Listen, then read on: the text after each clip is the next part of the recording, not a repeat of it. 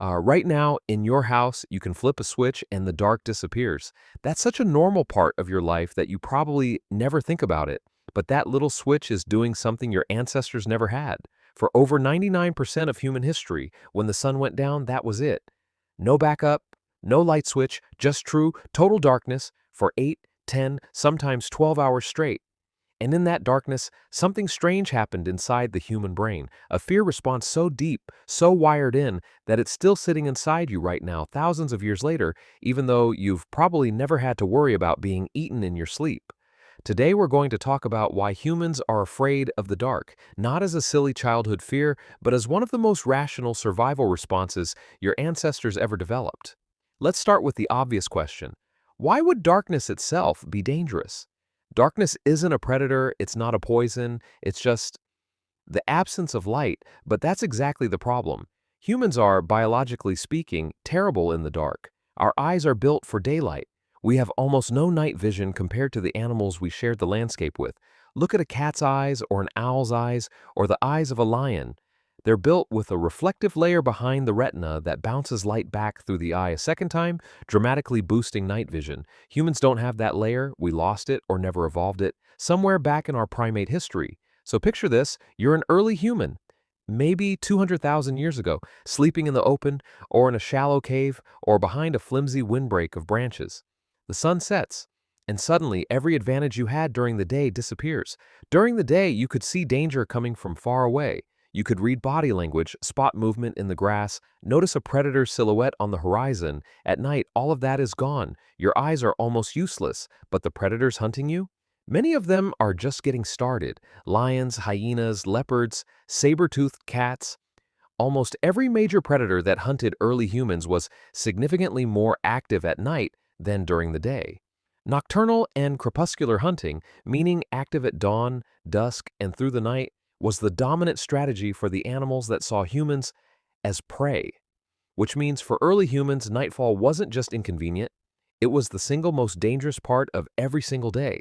Think about what that means for natural selection. Every early human who felt nothing at nightfall, who wandered off alone into the dark, who didn't seek shelter, who didn't stay close to the group, was significantly more likely to be killed before they could pass on their genes. But the humans who felt a surge of anxiety as the light faded, the ones whose hearts started pounding, whose senses sharpened, who felt an overwhelming urge to get somewhere safe and stay near other people, those were the humans who survived long enough to have children. Over hundreds of thousands of years, that fear response wasn't a glitch, it was a filter. It quietly removed the humans who weren't afraid enough of the dark, generation after generation, until fear of darkness was baked directly into the human nervous system. This is why fear of the dark shows up so early in children, often before they've had a single bad experience to justify it.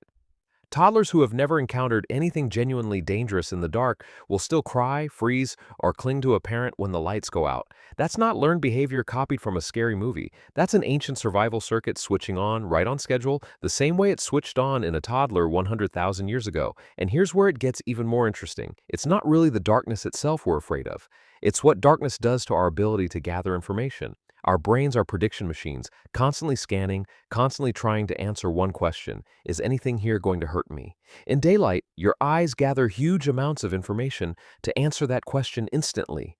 In darkness, that entire system goes offline. Suddenly, your brain doesn't know if there's a threat 10 feet away, and an ancient part of your brain, the amygdala, sitting deep in the center of your skull, the same structure responsible for triggering fear responses in every mammal, treats "I don't know if there's a threat" as functionally identical to "there is definitely a threat." That's why your imagination runs wild the moment the lights go out. That's why a coat on a chair suddenly looks like a crouching figure. That's why every creak in your house sounds louder at 2 a.m. than at 2 p.m. Your brain isn't malfunctioning. It's doing exactly what kept your ancestors alive, filling in the blanks of missing information with worst-case scenarios, because for most of human history, worst-case scenarios were genuinely common after dark. Controlled fire pushed back the range of predator attacks. Studies on nocturnal predator behavior show that big cats, in particular, are far less likely to approach an open flame. Fire didn't just provide light, it provided a boundary, a zone of relative safety carved directly out of the most dangerous hours of the day. This is likely one of the reasons early human groups gathered so tightly around fires at night, not just for warmth, but because proximity to firelight and to other humans was quite literally a matter of life and death. And this brings us to something almost poetic. Modern humans still do this. We still gather around light and other people when it gets dark. Campfires, candlelit dinners, string lights on a porch, street lights along a sidewalk that somehow make an entire neighborhood feel safer, even if nothing about the actual danger level has changed. We're not doing this because streetlights are objectively necessary in a world with police, phones, and locked doors.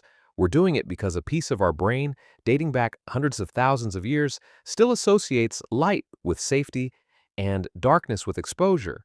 There's also a fascinating twist involving human social behavior at night.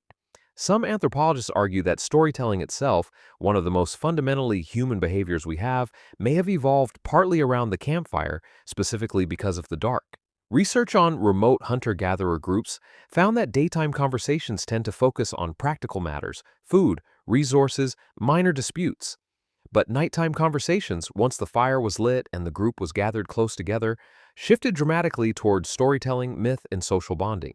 Some researchers believe this wasn't a coincidence. In the dark, when movement was risky and hunting was pointless, storytelling may have become one of the only productive uses of those long, dangerous hours. It kept the group together, reinforced social bonds, transmitted survival knowledge to children, and gave people a reason to stay physically close to the fire and to each other until morning. In other words, some of the earliest human stories may have been born directly out of fear of the dark. The very same fear may have shaped not just our survival instincts, but our imagination, our culture, and our need to connect with each other through language. So the next time you feel that small, irrational flicker of unease walking through a dark room or turning off the lights before running back to your bed, understand what's actually happening. You're not being childish, you're not being irrational, you're running an ancient piece of software written by hundreds of thousands of years of very real danger in a modern world that no longer needs it nearly as much. The lions are gone, the saber-toothed cats are gone, but the fear stayed exactly where evolution put it, quietly waiting in the dark in every single one of us. If patterns like this fascinate you as much as they fascinate me, subscribe, because this channel exists to dig up exactly this kind of hidden survival code buried inside modern human behavior.